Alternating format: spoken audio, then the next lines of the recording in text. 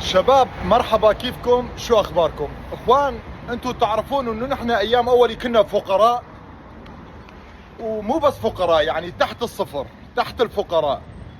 هالمرة كان في عنا واحد من قرايبينا، ما بدي اذكر اسمه. خيو هلو. المهم ما بدي اذكر اسمه، مو لشي، بس هيك يعني للضمان جودة الخدمة. خيو قرايبنا هذا كثير كثير كان زنقين، كثير كثير كان زنقين، عنده مصاري. هاي عم بحكي لكم سنة التسعينات، يعني كان عنده تاكسي ايامه. ابو هذا الشغله، يعني مثل هلا يكون عندك طياره اس 35، يعني هاي النفاذه. هالمره ابوي وامي كان كان يحبون الروحه لهونيك، مو انه قصه انه يحطون ضيافه وموز وتفاح ومانجا وهيك شغلات. والله العظيم اقول لكم هالشغلات هاي اخر مره لما رحت لهونيك كنت شايفها بكتاب العلوم الصف الاول، موز ومانجا وهيك شغلات. المهم وبصراحه الوالد والوالده كمان كانوا يحبوا الزياره لهالبيت بالذات. ليش؟ ما بعرف. وخيو بس يقولوا بدنا نروح على بيت فلان، اسير مثل الصاروخ، فورا اعلق حالي بالموضوع واقول خذوني معكم. هالمره مشان نروح اكل، يكون انا رحت معاهم. هالمره عندي اخ واخت ضلوا بالبيت. يا اخي قعدنا هنيك، اطلع على البراد، مو نحن قاعدين بالصالون وفيها كنبايات، وعندهم المطبخ كمان هيك جاي على اليسار شوي. انا كل شوي هيك اطلع، ومن الاولاد عندهم اولاد بجيلنا، بس اولاد مؤدبين مو مثلنا، يعني مؤدبين ومحترمين وشاطرين ونظيفين. ايه، كل ما حدا منهم يروحوا يفتحوا باب البراد انا اسوي هيك، بس بدي اعرف ايش في جوا. لهلا ما صار حسرة بقلبي، بدي اعرف ايش كان في ببرادهم. خيو هلا نحن صرنا باوروبا براداتنا كمان صاروا هيك، بس احس براد وكان فيه شغلات اضافيه هيك حلوه والوان من عدا الفواكه، وكان في شغلات. المهم وخيو، المهم نستنى امتى والله جابوا الضيافه. ابوه حطوا خيو، ضربت لك موزه هذول الصوماليات هيك بلا معنى. انا صغير خيو سكر على معدتي. هالمرة بدي ايش اسوي؟ ما اقدر اكل، وطفل صغير ياكل موزة يعني كثير هو بالنسبة له، وخاصة الطفل اذا مو شايف اذا بحياته مو شايف موز. وخيا هي، وبعدها جابوا موالح.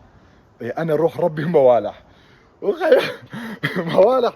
اكلت شوية بندق، شوية فستق، شوية جوز وموز هيك شغلات.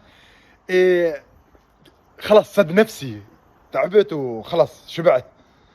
هالمرة ايش كنت اسوي يا شباب؟ بدي احاول امثل لكم له.